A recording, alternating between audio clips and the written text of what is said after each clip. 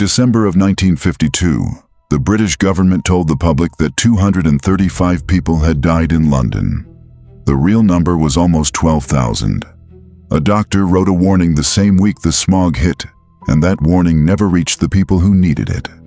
Cattle on display at a London livestock show started dying in their pens, choking on the same air thousands of children were breathing on their way to school, while officials called it nothing more than bad weather. Funeral homes ran out of coffins before the government admitted there was even a crisis. This isn't a story about fog. This is a story about a government that watched its own people suffocate and decided silence was easier than the truth. If the air around you turned poisonous tomorrow, how long do you think it would take before someone in power actually told you the truth? In December of 1952, an entire city found out the answer, and it nearly cost them everything. The people who paid the price were not soldiers, not criminals, not strangers in some distant headline. They were grandmothers walking home from the market. They were bus conductors guiding buses they could no longer see past the windshield.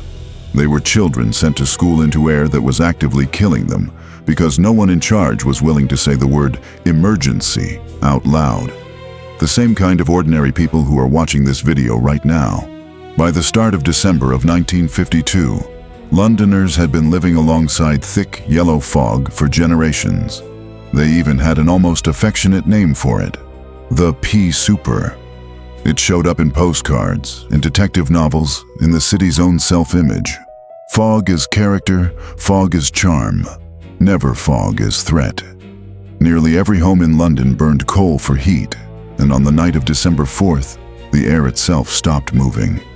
A high-pressure system settled directly over the city like a lid, trapping smoke from hundreds of thousands of chimneys at street level instead of letting it rise and disperse the way it always had before. Within hours, the familiar gray mist curdled into something thicker, yellower, and sourer smelling than anyone could remember. People stepping outside that evening described a taste at the back of the throat, almost metallic, almost like soot itself. Still, most Londoners went to bed expecting nothing more than an unpleasant commute the next morning. Nobody imagined that the air settling over their rooftops had quietly become one of the most lethal environments in the city's entire history, and that for many families, this would be the last ordinary night they would ever spend together. By the next morning, the first warning of what was coming did not arrive at a hospital or a government office. It arrived at a cattle pen. On December 5th, prize cattle on display at the Smithfield Agricultural Show began coughing violently, staggering and collapsing inside their stalls. Several animals had to be put down before the day was even over, killed by the exact same air that thousands of office workers were walking through to catch their morning bus. If the animals could not survive it, the warning could not have been clearer. And yet that warning went almost nowhere. At hospitals across London, doctors began seeing a sharp, frightening spike in patients struggling to breathe. But in 1952, there was no system to track deaths citywide in real time. Information traveled through paper forms and overworked clerks, not telegraphs, not alarms. By the time anyone in a position of real authority in Whitehall received even a hint that something catastrophic was unfolding, 3 full days of poisoned air had already passed through the lungs of an entire city. This was not a case of a disaster striking without warning.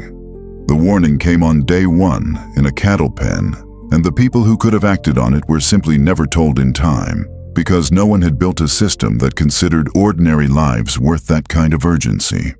While London's institutions were still failing to even register what was happening, the people in the streets were already fighting for their lives with nothing but instinct to guide them. For the people actually living through it, the smog was not a historical footnote. It was the terrifying experience of losing the entire world beyond their own front step. Bus conductors climbed down and walked ahead of their vehicles on foot, carrying lit torches, guiding drivers blind through streets where visibility had dropped to less than 3 feet. One man recalled that he could not see his own shoes when he looked down at the pavement.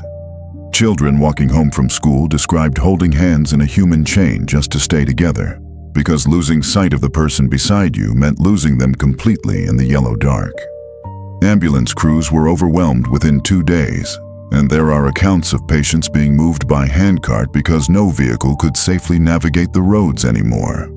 Funeral homes across the city began running out of coffins and flowers as the death toll climbed at a pace that should have triggered a national emergency. Instead of one, it was met with silence from above. Somewhere in that silence were elderly residents who simply never woke up, asthmatic children gasping through nights with no relief in sight, and families who would spend the rest of their lives wondering whether a faster response, an honest warning, or a single official willing to say, "This is killing people," might have saved someone they loved. On December 9th, the wind finally returned and the fog began to lift from the rooftops. But the truth about what had actually happened to London was only just beginning to disappear. When the smog finally cleared, the government's initial death count was announced at 235, only slightly above London's typical winter mortality rate. Officials described the event as an unusually severe spell of weather, not as the public health catastrophe survivors knew it to be. Newspapers ran with the official figure because it was the only figure they were given. For years, that number became the accepted version of history, repeated in records, textbooks, and retrospectives, while the families who had buried relatives that week were left holding a private grief that the public record refused to acknowledge. It would take until the early 2000s for researchers, finally re-examining the original mortality data with modern statistical methods, to uncover what the initial report had conveniently failed to count. A death toll that may have reached as high as 12,000 once the excess deaths from respiratory and cardiac failure in the weeks following the smog were properly included. The first official number was not built from nothing. It was built from looking away just quickly enough and just early enough to never have to count the people who kept dying long after the fog itself was gone. The cover-up lasted for nearly half a century, but even buried numbers could not stop the one consequence that arrived almost immediately. Even with the true death toll hidden from public view, the sheer visible chaos of 5 days without sunlight, without safe streets, without functioning hospitals, was enough to force Parliament's hand.